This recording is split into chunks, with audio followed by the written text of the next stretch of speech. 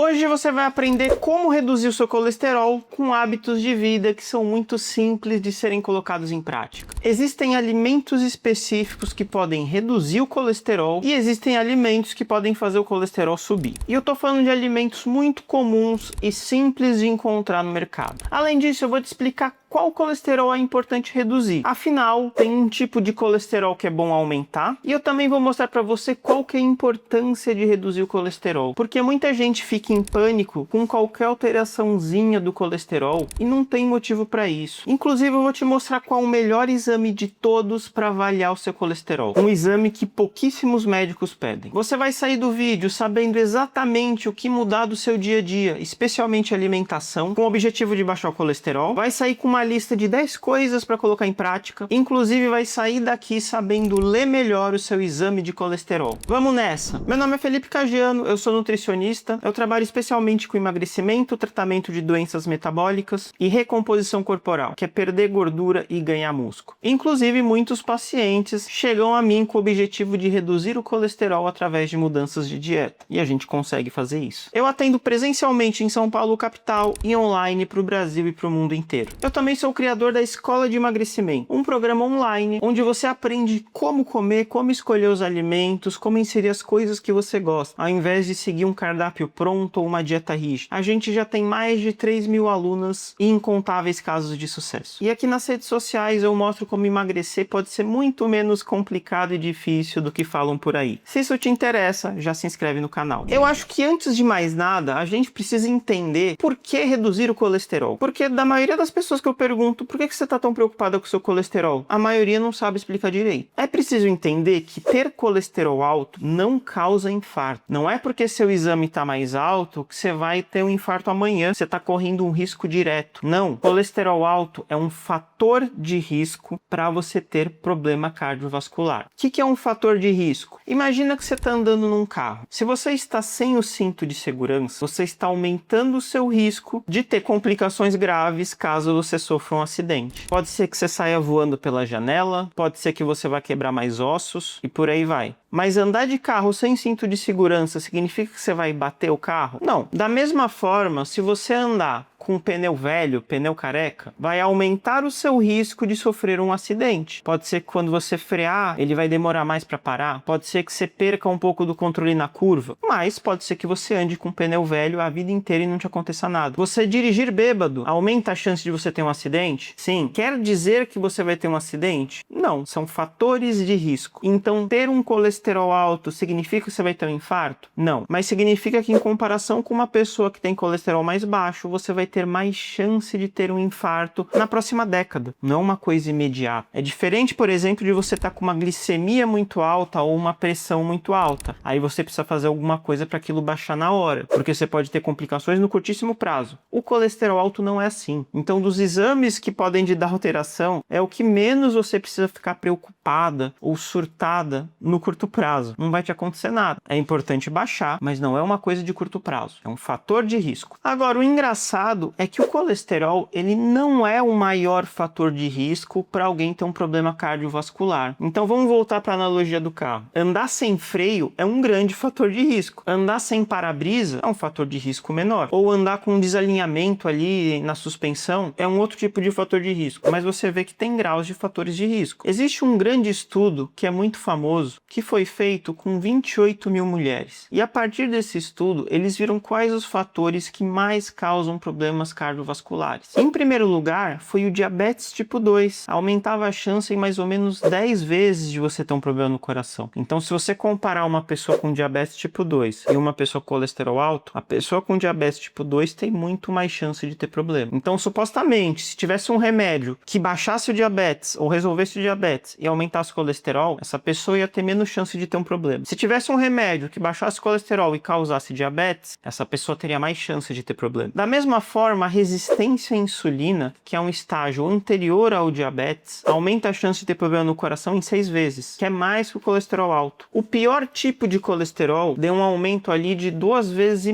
no risco de ter problema no coração. Então, assim, ter um colesterol do pior tipo mais alto preocupa, mas existem coisas que talvez você devesse até se preocupar mais, como resistência à insulina e diabetes. Se você não sabe o que é resistência à insulina, fica até o final do vídeo que eu vou dar uma sugestão de um vídeo que eu tenho explicando o que é resistência à insulina e como resolver isso. Muita gente tem e não sabe. E por que eu tô falando aqui o pior tipo de colesterol? Porque existem vários tipos de colesterol e é importante a gente entender ele. Quando você pega o seu exame de sangue, na maioria das vezes vão vir 3 tipos de colesterol: colesterol total, colesterol HDL e colesterol LDL. Colesterol total é a soma do HDL e do LDL. O HDL é o que a gente pode chamar de colesterol bom. Se ele tiver alto, isso é positivo. Ter um colesterol HDL alto depende dos hábitos de vida, boa alimentação, exercícios, mas também depende muito da genética. Então, para aumentar ele, melhora seus hábitos. Se aumentou, ótimo. Se não aumentou, não se desespere. É uma questão genética e não tem muito o que se fazer. Então você coloca bons hábitos e espera uma melhora. Agora, o colesterol LDL é o que a gente pode chamar de colesterol ruim. Um LDL mais alto é o que está relacionado com um maior risco de doenças cardiovasculares. Então o LDL, sim, quando ele vem mais alto, a gente deseja que ele abaixe. Só que o colesterol total é a soma desses dois. Então você ter um colesterol total alto, ele pode estar alto porque seu HDL está alto. E tem gente que só olha para o colesterol total. Não se deve fazer isso. O colesterol total tem um valor muito baixo para qualquer coisa. Você tem que ver por que ele está alto. Então olhar HDL e LDL. Inclusive nesse vídeo você vai aprender como reduzir o LDL. Esse que é o nosso objetivo. Só que a medicina moderna descobriu que tem 2 partículas dentro do LDL. A partícula A e a partícula B. E na verdade, o grande problema é a partícula B. Quando a gente vê LDL alto, a gente não sabe se é a partícula A ou a partícula B que está mais alta. Ou pelo menos não sabia, porque hoje em dia existe um exame de sangue chamado ApoB. Esse ApoB, ele mede a quantidade dessas partículas B, que são as mais perigosas. Então, mesmo no LDL um pouco mais alto, se ele tiver mais partícula A, ele é bem menos problemático do que se ele tiver mais partícula B. Por isso que vale a pena você também pedir para o seu médico fazer esse exame do ApoB, que é um exame novo, muita gente não pede, mas que vai dar uma visão muito mais completa do seu painel de colesterol do que só o LDL. É claro, um LDL alto já é motivo para a gente trabalhar para reduzir. Agora, com o ApoB a gente consegue ter uma visão muito melhor. Você já conhecia esse ApoB ou já fez alguma vez na vida? Deixa aqui nos comentários. E a boa notícia, ele geralmente é coberto pelos planos de saúde. E antes de eu entrar no que fazer para reduzir o LDL e o ApoB, muita gente deve estar com a pergunta, mas quanto de LDL eu tenho que ter? E pessoal, não tem uma resposta certa para isso. Porque lembra que eu falei de fator de risco? Uma pessoa que já é diabética, ela tem um fator de risco muito grande, tá andando no carro sem freio. E aí você ainda vai andar sem cinto. Então quando a pessoa já tem outros fatores de risco, como obesidade, diabetes, resistência à insulina e por aí vai, a meta do LDL é mais baixa, a gente quer ele mais baixo possível. Agora, se uma pessoa tá saudável, tá bem, vamos dizer, aquele carro com airbag, passou na última revisão, tá tudo ótimo, você ter um LDL um pouco mais alto vai representar muito menos perigo. Então não existe um padrão exato de LDL, varia muito caso a caso. O que eu posso dizer é que assim, 190, 200 de LDL é meio que alto para todo mundo. Mais do que isso nem se fala. Por outro lado, abaixar o LDL, especialmente através de hábitos de vida, não faz mal a ninguém. Então vale a pena colocar isso em prática e se abaixar, ótimo. E calma, antes de falar, nossa Felipe, você está enrolando para falar o que fazer para baixar o colesterol. É que as pessoas fazem muita confusão com esse tema e eu preciso esclarecer essas coisas. Senão você vai continuar confusa. Porque outra questão que chega muito para mim é a seguinte, Felipe, a minha alimentação já é saudável e meu colesterol tá alto, eu não entendi nada. Ou Felipe, eu emagreci e meu LDL não diminuiu. Gente, isso é relativamente normal, porque a alimentação para reduzir o LDL não necessariamente é a mesma alimentação que é boa para emagrecer. Então você pode fazer uma ótima alimentação, reverter diabetes, reverter a resistência à insulina, vai baixar muito seu risco, mas por algum motivo o LDL não mexer ou até subir. Isso acontece. Então, por isso que a gente tem coisas específicas para diminuir o LDL. Se é o seu caso, você melhorou um monte de coisa e o LDL subiu, não se desespere, é só fazer alguns ajustes. Não vai abandonar a sua sua dieta só por causa disso. Você diminuiu o seu risco no geral. Então, a alimentação saudável não é exatamente o que reduz o LDL. É um tipo de ação específica. Bom, agora sem mais delongas, vamos entrar para a lista dos 10 itens. Já aproveita e deixa o like aqui. Primeiro item, fazer atividade física. Se você é sedentário e tem colesterol alto, comece a fazer atividade física. A atividade física ajuda a reduzir o LDL, ajuda a diminuir outros fatores de risco e a atividade física aeróbica parece ter um potencial maior para reduzir o LDL do que o treino de força. Então, corrida, natação, bicicleta e até esportes, como por exemplo, vôlei, um beach tênis ou até o esporte que eu estou praticando agora, o pickleball. Vale a pena fazer, é bem legal. Atividades aeróbicas onde você se cansa mais, utiliza mais o seu pulmão, ajudam mais a reduzir o LDL. Dá até para incluir uma caminhada e quanto mais você se forçar ali, melhor. Segundo item, consumir mais fibras. A fibra tem um potencial muito bom para reduzir o LDL. E a melhor forma de você conseguir ingerir fibras é aumentando vegetais e legumes e algumas frutas com mais fibras. Agora, dentro desse grupo de fibras, tem alimentos específicos que já se provaram em estudos com um efeito até adicional para reduzir o LDL. Eu acho que tem 3 principais. O primeiro é o farelo de aveia, e aqui sim eu estou falando especificamente do farelo. O farelo tem um potencial maior de reduzir LDL do que os outros tipos de aveia. Eu também estou falando do psyllium, que é uma fibra em pó, que você pode colocar no iogurte, colocar na salada, na fruta, bater num shake. O psyllium tem alguns estudos que mostram que ele consegue realmente reduzir o colesterol LDL. E o psyllium tem algumas vantagens sobre o farelo de aveia. Primeiro, o psyllium não tem nenhuma caloria, ele é só fibra. Já o farelo de aveia tem fibra, mas também vem o carboidrato, vem as calorias. Dependendo da estratégia da pessoa, pode não ser tão interessante assim. E o segundo ponto é a quantidade. Os estudos mostram que mais ou menos uns 10 a 15 gramas de psyllium por dia já dá um bom resultado. Já o farelo de aveia, os estudos falam de 40 a 60 gramas por dia. Dá para encaixar na dieta da maioria das pessoas, mas para outras pessoas, juntando com os outros carboidratos do dia, pode ser um pouco mais difícil. Então, farelo de aveia de 40 a 60 gramas e psyllium de 10 a 15 gramas. Do psyllium, recomendado é que você divida em doses de 5 gramas. Tomar tudo de uma vez pode não ser tão bom, especialmente para o seu intestino. Então, dá uma dividida nele. E por fim, o terceiro alimento é o abacate. Porque o abacate ele tem fibra, é uma das frutas com mais fibra. Só que o abacate tem o que a gente chama de uma gordura boa, uma gordura muito favorável à redução de LDL, que é a gordura monoinsaturada. No estudo que foi utilizado o abacate para redução de LDL, foi consumido ali por volta de 100 gramas de abacate por dia, que também é uma quantidade bem tranquila para inserir na rotina. Terceiro item da lista, reduzir ultraprocessados e embutidos. Aqui a gente vai pelo outro lado. Essas são coisas que podem aumentar o seu LDL. Então, biscoito, bolacha, bolo, lasanha congelada, fast food, mortadela, linguiça, salsicha. Todas essas coisas têm potencial de aumentar o LDL, então às vezes reduzir o consumo disso também já vai abaixar o seu colesterol. E por que que eles podem aumentar o LDL? Os embutidos, por causa de uma presença maior de gordura saturada, que é um tipo de gordura que favorece o aumento do LDL, vou falar mais sobre isso nesse vídeo. E dos ultraprocessados, especialmente por causa do açúcar, em grande quantidade, e ainda de traços de gordura trans, que é possível encontrar num ultraprocessado ou outro, apesar de em tese ser proibido. Quarto item, oleaginosas. Castanhas, nozes, amêndoas, nós temos estudos mostrando que elas podem ter um efeito redutor de LDL. Aqui a gente entra de novo no dilema lá do farelo de aveia. São alimentos bem nutritivos, mas dependendo da estratégia da pessoa, da necessidade dela, você colocar muitas oleaginosas vai aumentar muito as calorias. Então você tem que ver como você pode encaixar isso no seu dia. O bom é que tem alguns estudos que com 30 gramas já deu efeito,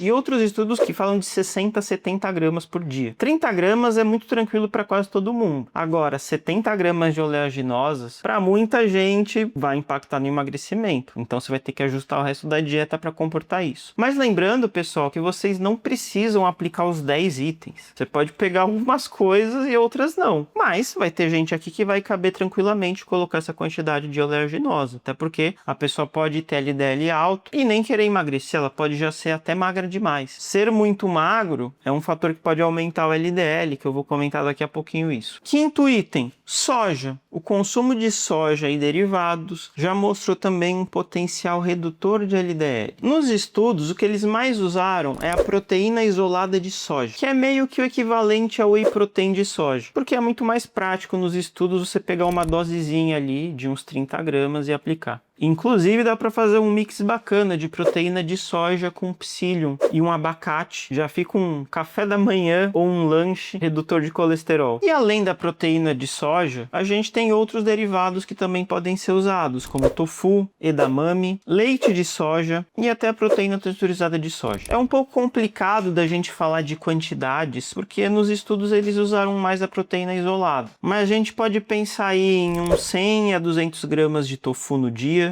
300 a 500 ml de leite de soja. Inclusive, se for um sem açúcar, dá até para tomar mais do que isso sem problema. 40 a 50 gramas de proteína texturizada de soja e por volta de uns 100 gramas de edamame. Mas veja só, não precisa comer exatamente essas quantidades para ter algum efeito, porque tudo isso vai se juntar na sua dieta. Então, eu só consigo comer um pouquinho de edamame, sem problema. Eu só consigo comer um bloquinho de tofu, sem problema. Tudo vai agregar. Agora, se quiser potencializar ao máximo, usar essas quantidades talvez dê mais efeito. Sexto item. Trocar a gordura saturada por gordura mono ou poliinsaturada. Eu sei que esse tema dá muita confusão, porque quando a gente fala de gordura saturada, a gente está falando de vários alimentos diferentes. E existem muitos alimentos super nutritivos que têm gordura saturada. E existem alimentos que não são nutritivos que têm gordura saturada. Então a minha sugestão é retirar ou reduzir alimentos não nutritivos que tenham gordura saturada. Por exemplo, os embutidos que eu já citei aqui. Nuggets, hot dog, fast food, por aí vai. Agora, especificamente para quem tem colesterol bem alto, não é para todo mundo, mas para quem tem colesterol bem alto, eu acho que você pode usar alternativas com menos gordura saturada, até de alimentos bons. Por exemplo, ao invés de usar óleo de coco ou manteiga,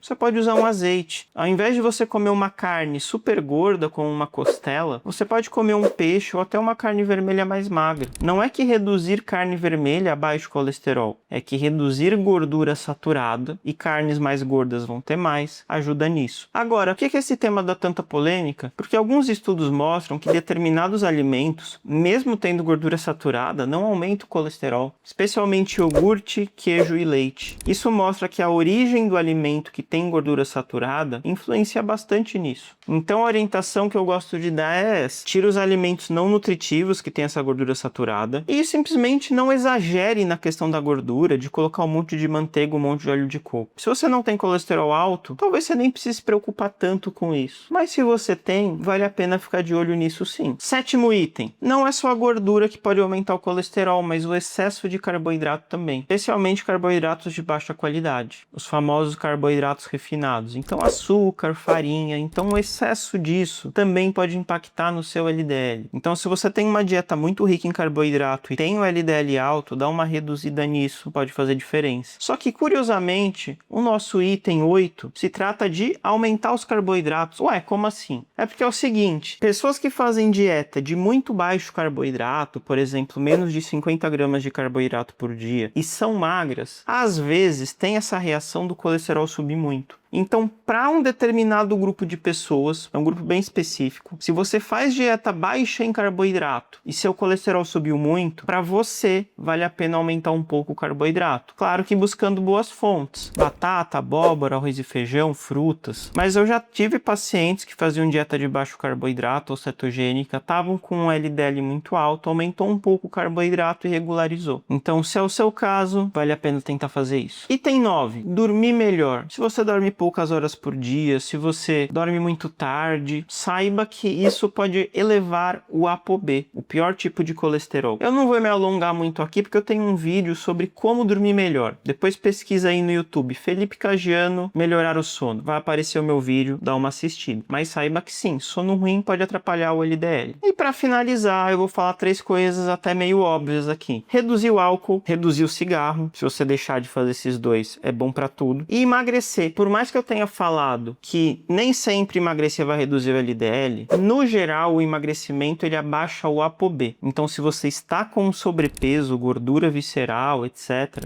o emagrecimento vai ajudar nisso. É claro que dava pra gente falar muito mais sobre esse tema. Inclusive, dentro do meu programa online Escola de Emagrecimento, eu tenho uma aula completa com um cardiologista, o Dr. Ricardo Ferreira, onde a gente se aprofunda muito na questão do LDL, ApoB, que tipo de dieta fazer, que tipo de mudança fazer, quando você precisa se preocupar e quando você não precisa se preocupar. Mas aí é uma aula de mais de 1 hora. Se você quer reduzir o seu colesterol ou melhorar a sua saúde, a Escola de Emagrecimento pode te ajudar bastante. Para você virar aluno, clica no link que está na descrição ou no primeiro comentário fixado. E para finalizar, eu preciso ser muito honesto com você. Existem pessoas que mesmo colocando tudo isso em prática, o colesterol vai continuar alto. Porque a nossa genética influencia muito a questão do colesterol. Então, para algumas pessoas, sem o medicamento, vai ser quase impossível de reduzir esse colesterol. Então, eu não sou contra medicamento de colesterol. Os estudos mostram que ajudam as pessoas a terem menos problemas. E se seu médico indicar para você e você confiar no médico, não tem por que ter medo. A gente escuta muita coisa na internet falando um monte de coisa contra os remédios de colesterol, mas não é o que a literatura mostra pra gente. Ele pode ser uma opção para você. É claro, dá para tentar fazer tudo isso aqui que eu falei, inclusive mesmo que não baixar o colesterol, provavelmente vai mexer em outros fatores de risco seus, então vai ajudar. Mas se mesmo assim não abaixar, especialmente se o LDL for muito alto, mais de 200, quase sempre vai valer a pena sim tomar o medicamento. Mas aí é uma decisão que você tem que fazer com o seu médico. Na medicina baseada em evidência, a gente fala de decisão compartilhada. Ele explica a situação, te mostra as opções e vocês decidem. Não é que o médico tá com o remédio pronto. Se você tem dúvida sobre isso, conversa com ele. Vamos pro resumão. LDL alto e ApoB alto são fatores de risco. Aumentam o risco de você ter um evento cardiovascular nos próximos anos ou nas próximas décadas. Por isso, viver com esses colesterol alto por muitos e muitos anos não é recomendado. Não é para se desesperar, mas você pode tomar ações para reduzir isso. Existem alimentos que você pode comer para baixar o colesterol e alimentos que você pode deixar de comer também para baixar o colesterol. Então, ultraprocessados, excesso de carboidrato, excesso de açúcar, excesso de gordura saturada, vale a pena reduzir. Aumentar as fibras, alimentos com gordura mono e poliinsaturada, como abacate, peixes, soja, oleaginosas, especificamente psyllium, farelo de aveia e abacate, podem ajudar bastante. Bebida, cigarro e dormir mal atrapalha e emagrecer costuma ajudar. Mas ainda assim, a resistência à insulina é um fator de risco ainda mais importante que o colesterol. Para você entender o que é resistência à insulina e como se livrar dela, aí sim, você com certeza consegue se livrar dela com uma dieta adequada, independentemente da sua genética. É 100% resolvível. Assiste esse vídeo aqui que eu mostro como se fazer isso. Agora, se você quer entender quais são as melhores fontes de carboidrato, porque a qualidade do carboidrato também faz diferença para essa questão do colesterol, assiste esse vídeo aqui que eu fiz um ranking com as melhores fontes de carboidrato para você consumir. Espero que você tenha gostado e até a próxima.